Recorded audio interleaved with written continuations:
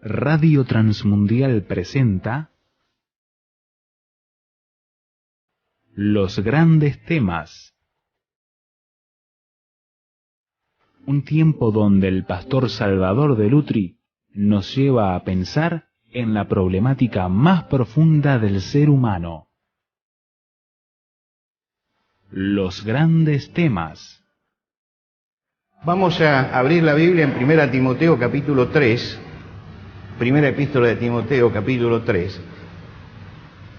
Vamos a leer en el versículo 14. Esto te escribo, aunque tengo la esperanza de ir pronto a verte, porque si tardo sepas cómo debes conducirte en la casa de Dios, que es la iglesia del Dios viviente, columna y baluarte de la verdad. E indiscutiblemente grande es el misterio de la piedad. Dios fue manifestado en carne, justificado en el Espíritu, visto de los ángeles, predicado a los gentiles, creído en el mundo, recibido arriba en gloria. Voy a detenerme en el versículo 16, la primera parte. E indiscutiblemente grande es el misterio de la piedad. Dios fue manifestado en carne.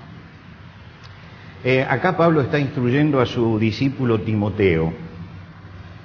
Y cuando se estudia toda la carta, yo tuve que dar muchas veces en seminarios esta carta, porque es una carta de preparación para pastores esta. Y se estudia a fondo esta carta, así como también 2 Timoteo y la carta de Tito. Y siempre trataba de decir, antes de comenzar la enseñanza de la carta, cuál es el objetivo que el que escribe la carta se propone. Es decir, ¿para qué la escribe? Y en algunas cartas cuesta a veces buscar el objetivo, y en otras es muy claro. Y en esta carta es muy claro por qué la escribe Pablo, porque él mismo lo dice, y nosotros lo hemos leído.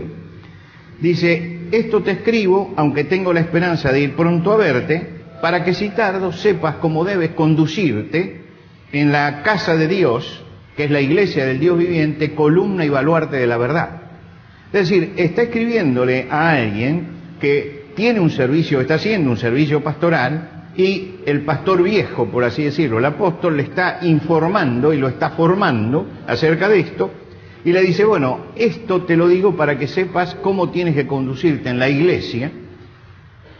Y claro, uno lee la carta y le da una serie de instrucciones prácticas de cómo debe conducirse. Pero aquí el apóstol da una definición de la iglesia, dice, porque la iglesia es columna y baluarte de la verdad, columna y baluarte de la verdad. ¿Qué quiere decir esto de columna y baluarte? Columna porque sostiene la verdad, y baluarte porque defiende la verdad. Es decir, son dos términos, uno que viene de la arquitectura y otro que viene del lenguaje militar, columna y baluarte, pero que está diciendo la iglesia está para sostener la verdad y para defender la verdad. Ahora, ¿cuál es la verdad que sostiene la iglesia? ¿Cuál es la verdad que defiende la iglesia? Inmediatamente el apóstol explica cuál es esa verdad. ¿Qué es lo que la iglesia sostiene? ¿Qué es lo que la iglesia defiende como un baluarte?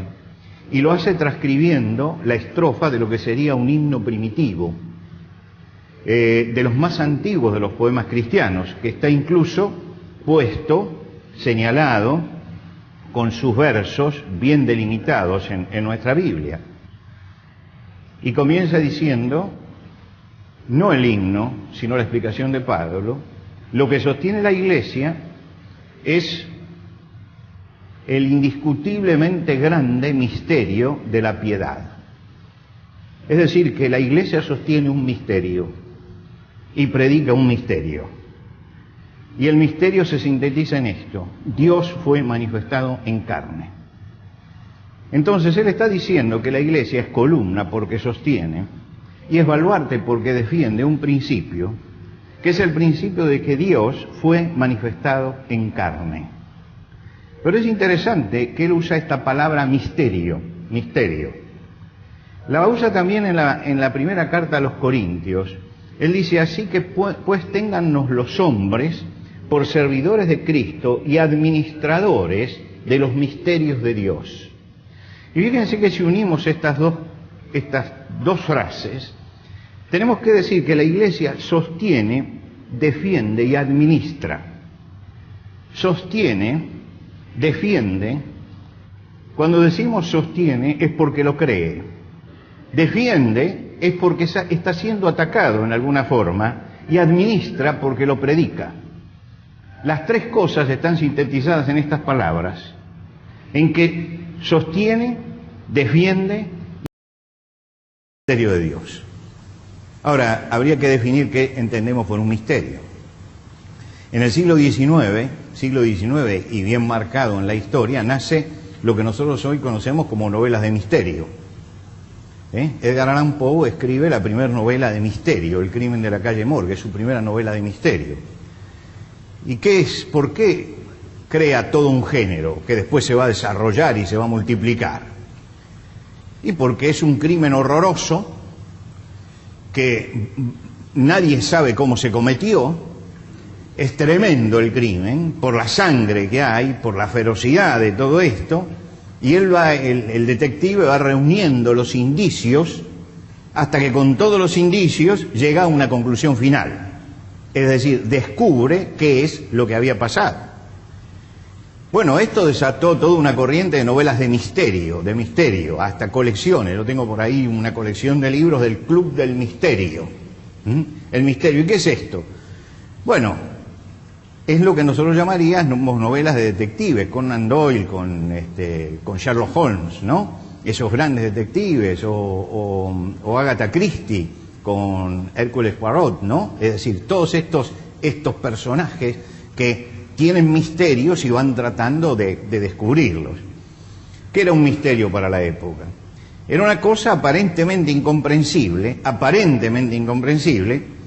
pero que si el hombre investigaba, podía llegar a la verdad, encontraba la explicación lógica a todo esto.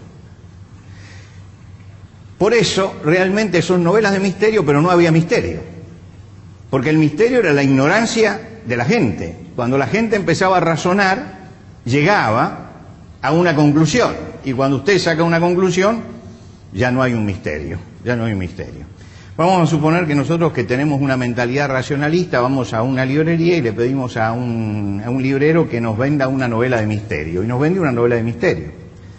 Y yo leo la novela de misterio y me plantea todo el misterio, me plantea el enigma, pero cuando llega al final no tiene solución.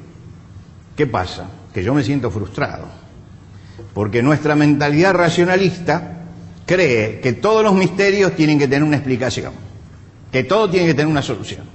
Entonces, cuando alguien plantea un misterio y lo desarrolla, y después llego al final y no lo devela, digo, no, pero entonces era un misterio, no me gusta.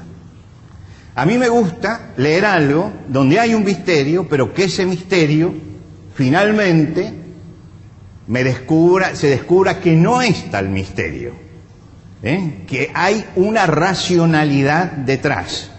Y esto es muy típico del hombre moderno. La modernidad dio esta clase de personas que ponen su fe en que a través de la razón pueden descubrirse todos los misterios. Y entonces somos una generación de ver para creer, o de si no veo, no creo. Hemos llegado a la soberbia de la razón, que podemos comprenderlo todo y podemos alcanzarlo todo. Como Hamlet le dice a Horacio, hay más cosas en el cielo y en la tierra de las que piensa tu filosofía. Como diciendo, razonando vas a llegar hasta cierto punto, pero hay más cosas, hay más cosas que las que puede alcanzar el hombre con su razón. Hay más cosas. Aquí se habla del misterio de Cristo, E indiscutiblemente grande es el misterio de la piedad. Dios ha sido manifestado en carne. ¿A qué llama Dios misterio acá? Una verdad que no puede alcanzarse con la razón, sino que se recibe por revelación de Dios. Dios revela sus misterios, porque yo no lo puedo alcanzar con la razón, no puedo alcanzarlos pensando. Yo puedo saberlo, puedo ver sus efectos, pero no puedo entenderlo. Y la encarnación de Cristo es algo que yo puedo saberlo, puedo ver sus efectos, pero no puedo entenderlo, porque está más allá de la razón, más allá de lo que yo puedo pensar y de lo que yo puedo entender. El misterio de los misterios, lo que Pablo llama el misterio de la piedad, es que el Dios espiritual se haya hecho carne. Por eso la Navidad surge no como el cumpleaños del nacimiento de Jesús, sino como la celebración del misterio de la encarnación. Es decir, estamos ante algo que racionalmente, que no podemos racionalizar, algo que va más allá de lo que podemos captar.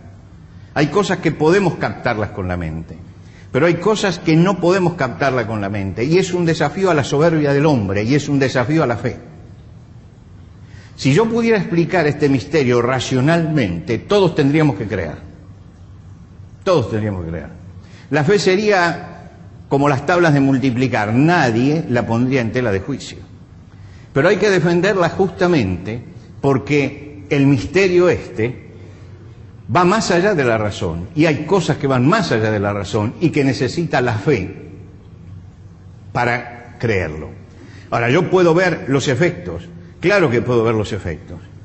Veo los efectos de que Jesús nace en una provincia apartada del imperio, en un pesebre, y sin embargo parte la historia del mundo.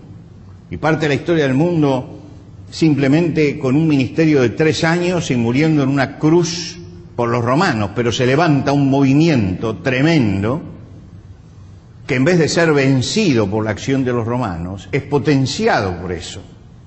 Y se potencia porque, como decían, algo le pasa a esta gente. Y hasta el tribunal del Sanedrín tenía que reconocer de que ellos habían visto a Jesús resucitado. Les reconocían que habían estado con Jesús, de que estaban ellos también ante un misterio. Y yo veo el efecto, el mundo cambia, la historia se parte, la esperanza nace para el hombre y las vidas van cambiando y los corazones cambian a través de esto. El mundo no fue lo mismo detrás de Jesucristo.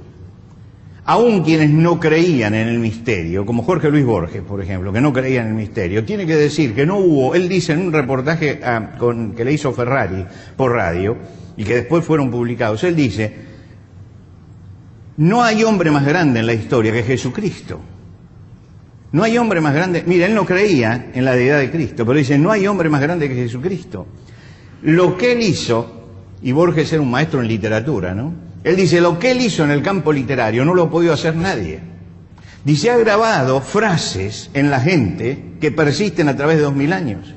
El que esté sin pecado tire la piedra el primero, no echéis las perlas delante de los cerdos, y empieza a mencionar una cantidad de frases. Dice, y esto marca que era una persona excepcional. Estamos frente al gran misterio de la piedad, y a todos los que somos racionalistas, y me incluyo como racionalista, nos ha costado la fe, nos ha costado la fe. ¿Por qué? Porque queremos tamizar todas las cosas, hasta que nos damos cuenta que la razón tiene un límite, y que el conocimiento a través de los sentidos tiene un límite, y que los sentidos no pueden captar toda la realidad, captan hasta un punto la realidad, y que Dios es el único que avanza sobre esa realidad para mostrarnos que hay algo más, y más allá de lo que nosotros podemos ver. Y por eso aparece Jesucristo en la historia como el gran misterio de Dios. Dios los pone allí en la historia. El misterio está más allá de la razón, más allá de nuestra limitación humana, no puede entenderse, no puede racionalizarse, es un asunto de fe. Lo creo porque Dios lo hizo, pero lo creo también porque veo el efecto en mi propia vida, en la vida de mis semejantes, en la historia, en la cultura. Hay que ser muy ignorante para no pensar que Jesucristo realmente ha marcado la historia de la humanidad, ha marcado la cultura y ha marcado la vida de los hombres.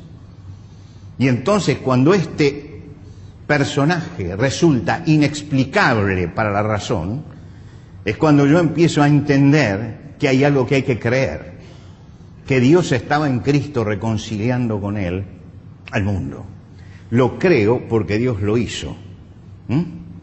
Yo digo siempre que tengo por allí un libro pendiente que voy a escribir antes de morirme, si Dios me da tiempo y salud y todo lo demás, que se va a llamar Las dudas de un racionalista. y donde voy a contar toda la experiencia interior que tuve que vivir para llegar a la fe, a pesar de haber nacido en un hogar que creía. Pero metido dentro del racionalismo, empecé a tener luchas interiores en las cuales iba tropezando hasta que encontraba una respuesta que estaba más allá, que estaba en la fe.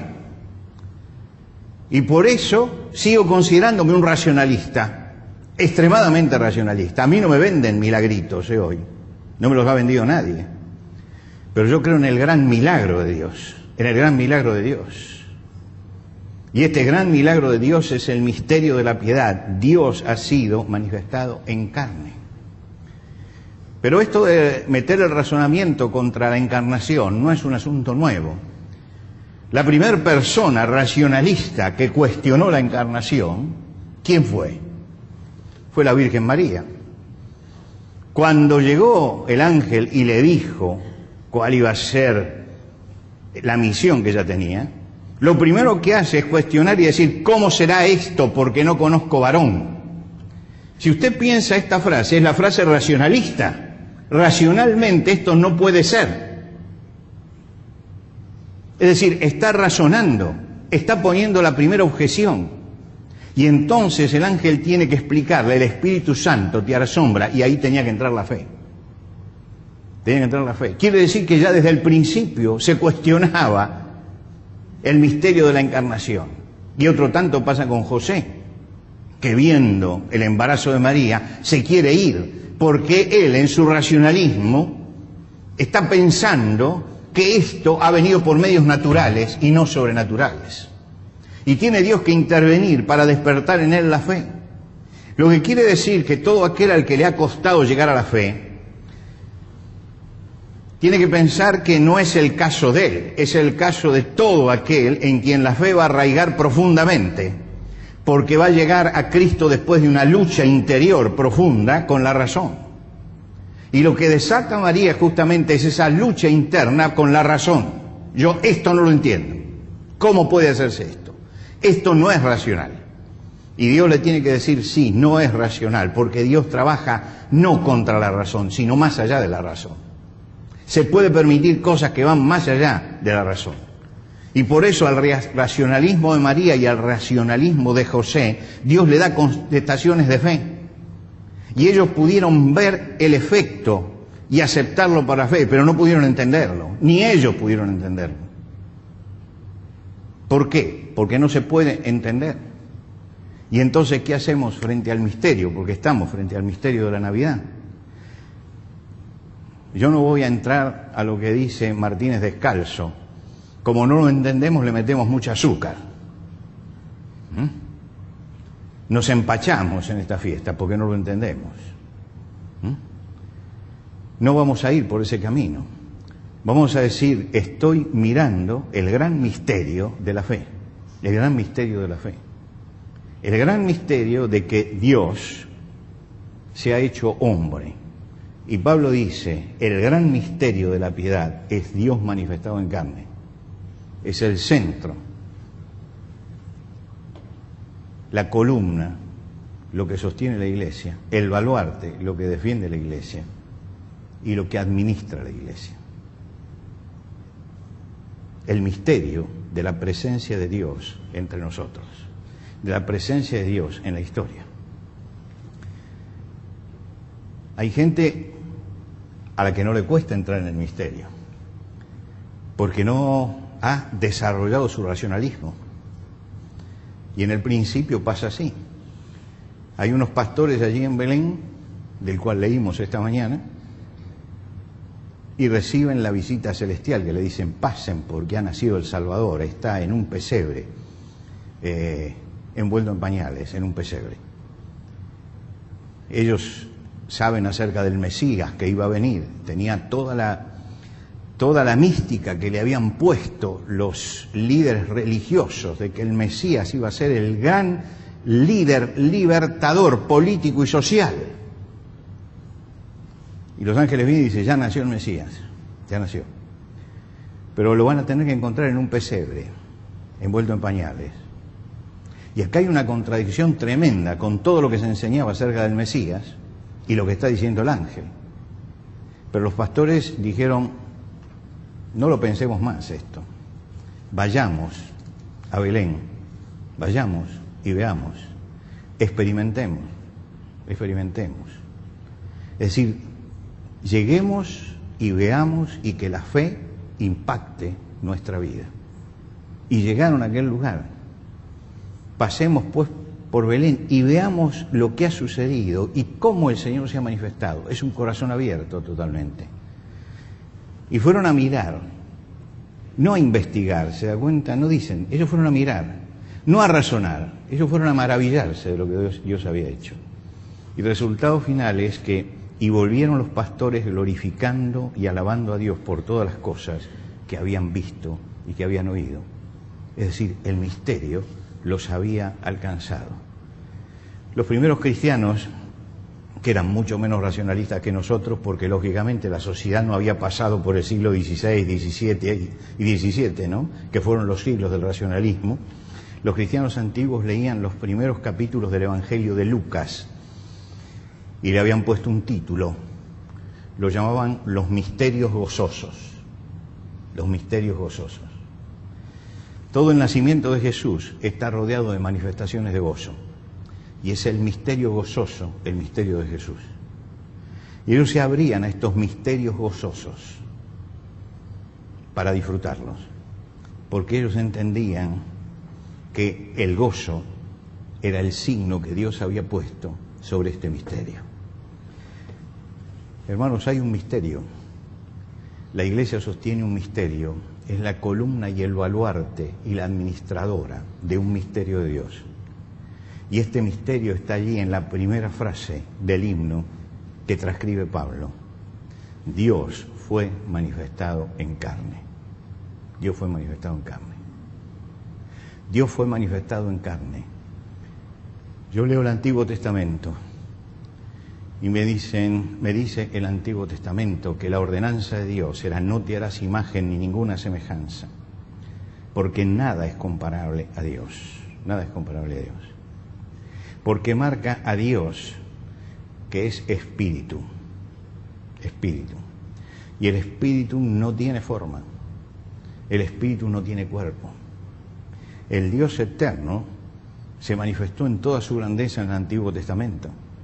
Salomón dijo, los cielos de los cielos no te pueden contener. Esta es la grandeza que él veía en Dios. Y en un momento dado, Dios entra en la historia y se hace hombre. Y uno choca contra toda esa grandeza del Dios del Antiguo Testamento, hasta que empieza la vida de Jesucristo. Y como muy bien relata el evangelista Juan, Jesús va haciendo señales. Él no habla de milagros, habla de señales.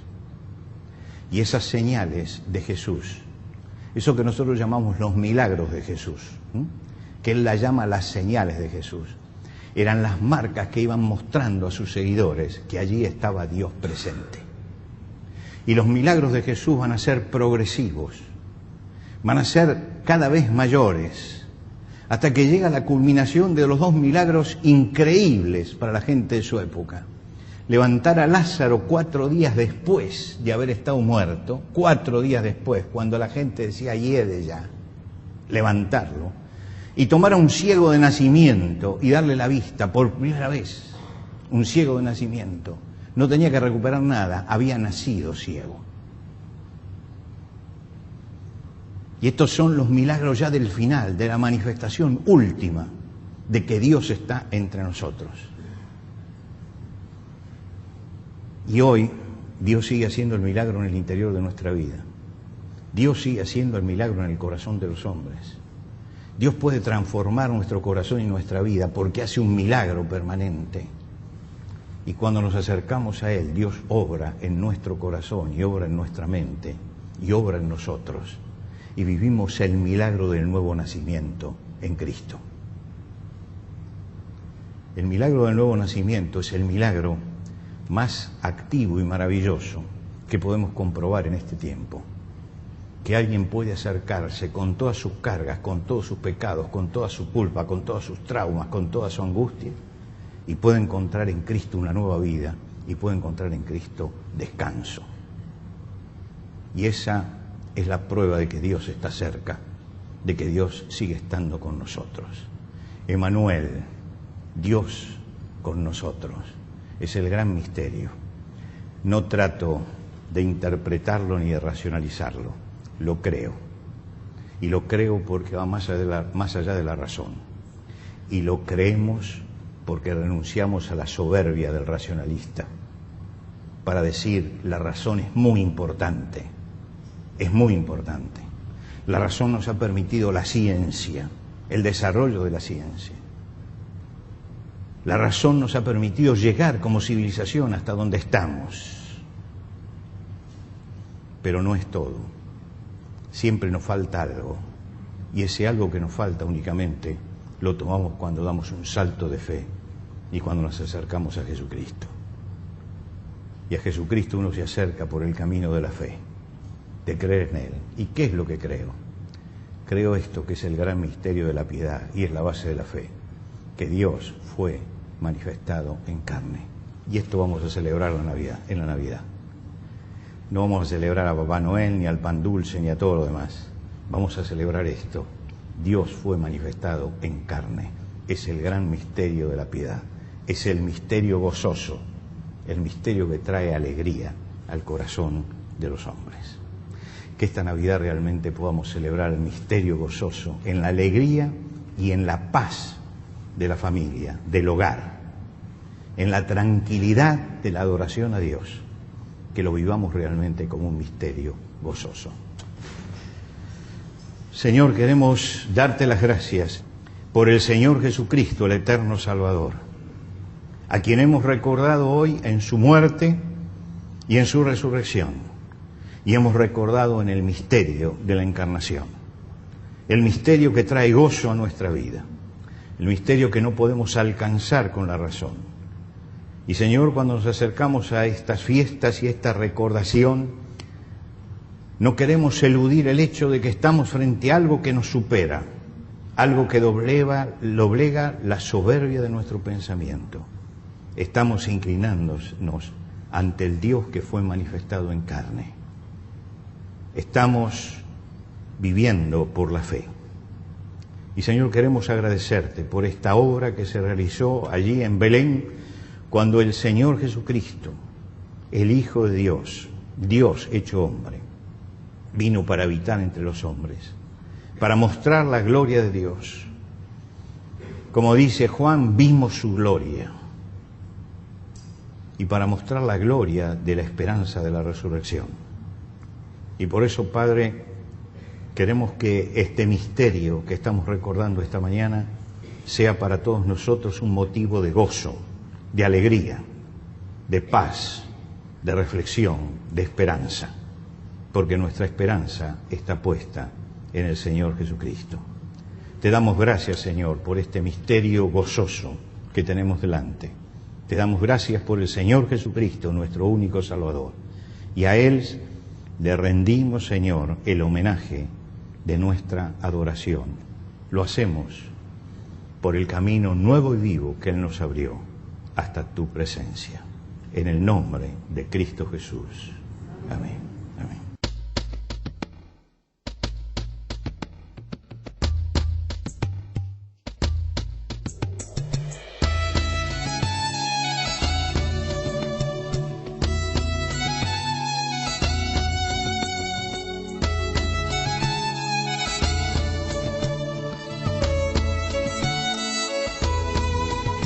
Antes de finalizar los grandes temas del día de hoy, les queremos dar los canales de comunicación donde usted puede entrar en contacto con el pastor Salvador de Lutri.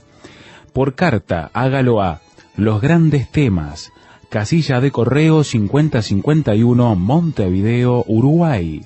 Los Grandes Temas, casilla de correo 5051, Montevideo, Uruguay. Y el correo electrónico losgrandestemas@transmundial.org. losgrandestemas@transmundial.org. Nos encantaría escuchar de usted, saber cuáles son sus comentarios, preguntas, reacciones e inquietudes sobre el tema de hoy. Por ahora nos despedimos hasta otro espacio de los grandes temas, una producción de Radio Transmundial.